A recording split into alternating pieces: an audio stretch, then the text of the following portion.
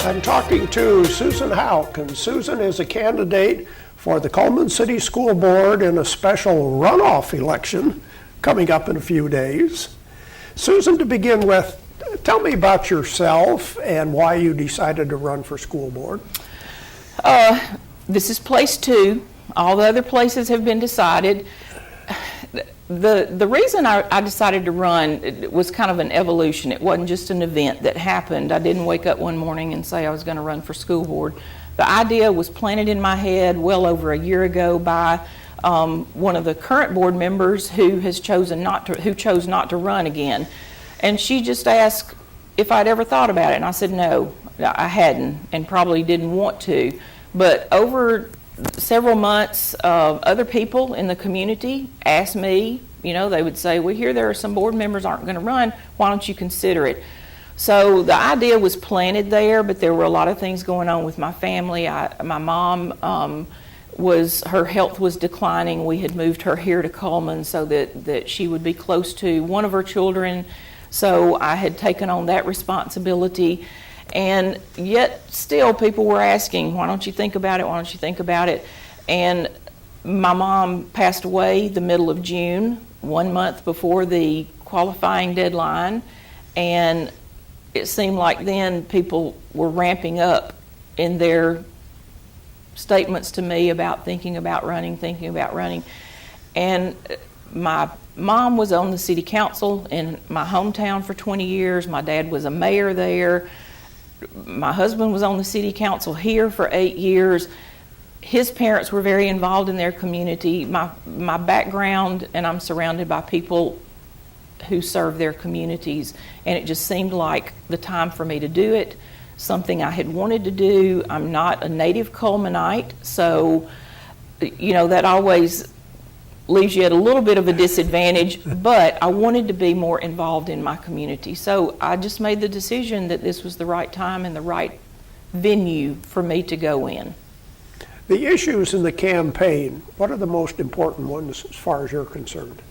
Well, I've said it many times before, I really want us to look more closely at how we are serving those kids that are not going to college. I've read recently an article put out by the U.S. Bureau of Labor Statistics that said 68% of kids who graduate high school do enroll in college, which leaves over 30% that don't enroll in college. We need to make sure those kids are ready for what lies ahead for them, meaning that we need to get them ready for a future in the workforce. That helps not only that kid, but it helps our economy, our community, and everything else. Of that 40% that enroll in college, over that 60%, 40% don't finish college, meaning that here we've got kids who maybe now have college debt who still are not prepared for what's out there for them. And I'm trying to remember the actual statistic. I think it was 37% of our kids who do graduate college end up in jobs that didn't require a college degree in the first place, meaning that they are underemployed, if you look at some definitions of that, but at the same time, again, went to college but are in a job that didn't require that in the first place. We need to tap into that industrial community that we have to find out from them, how can we help you and how can we help these kids be ready to join the workforce? How about extracurricular activities, especially funding for them? Well, I've said before that I think we need to look at how the system funds extracurriculars. I know the booster clubs for many of the sports programs do a lot of that work. Parents put in a lot of money, but some of our smaller sports don't have booster clubs. Band is the only fine arts group that has a booster club, yet we have award-winning theater groups, we have award-winning choral groups, and I think we need to look at how we can help all the kids find their niche in extracurriculars. And I know the fine arts programs are not necessarily traditional extracurriculars, but yet they do go to competitions, after school, weekends. We need to help them. We need to help them as best we can.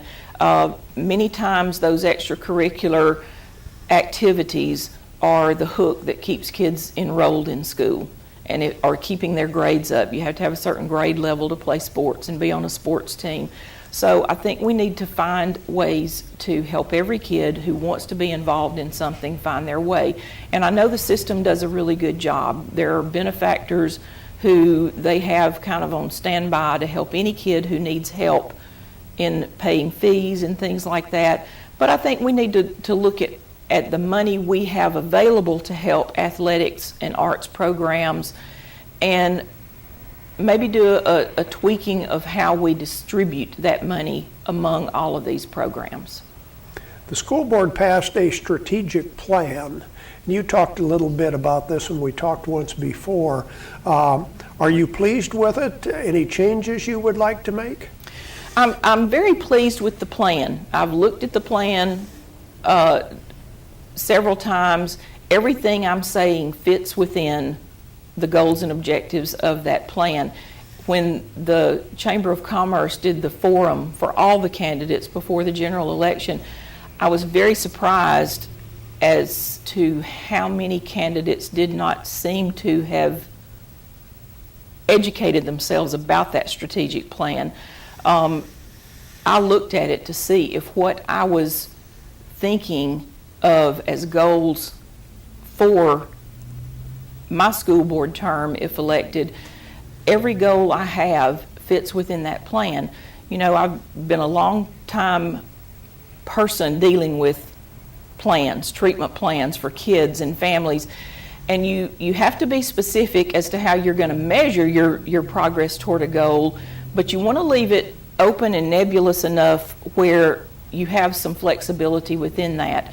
And the current board and superintendent were very wise in being specific yet leaving flexibility enough to accommodate different ways to go about achieving those goals. So I'm very pleased with the plan. I've said from day one I'm totally supportive of the plan that was adopted, and I hope every person elected to that school board is equally supportive of it. To wrap things up, tell us why we should vote for Susan Hauk coming up in the special runoff election. I'm committed to doing a good job. I'm not going to compromise who I am, what I believe in, my integrity to get a vote. Neither will I compromise what I feel is the right thing to do, no matter what the circumstance. I'm not seeking conflict or controversy, but neither do I shy away from it. I'm a problem solver, I'm task-oriented, I am detailed to a fault, and I'm so obsessive about accomplishing goals that everybody that's ever worked with me, whether it's been a civic opportunity, a work-related, or a professional committee, can tell you that same thing about me. If I make a commitment, I'm going to follow through that commitment. If I say this is my goal, I'm going to do everything I can to achieve that goal. I am not ashamed to say that I'm one of the few candidates that actually from day one have said, these are my goals. These are the goals I want to accomplish. My opponent in this runoff has talked about being a goal-oriented person. I'm very sorry that he chose not to participate in this opportunity you gave us because I wanted to hear a goal. I have yet to hear a goal that he has, and I was looking forward to having the opportunity to ask him what his goals were for the school board if he's elected. So that's just who I am. I'm not going to compromise my integrity and my beliefs about right and wrong to get a vote. I am what you see and what you hear. Thank you, Susan. And the runoff election is the first Tuesday of October. October 4th. October no matter 4th. who you vote for, get out and vote. Okay. Thank you, Susan. Thank you.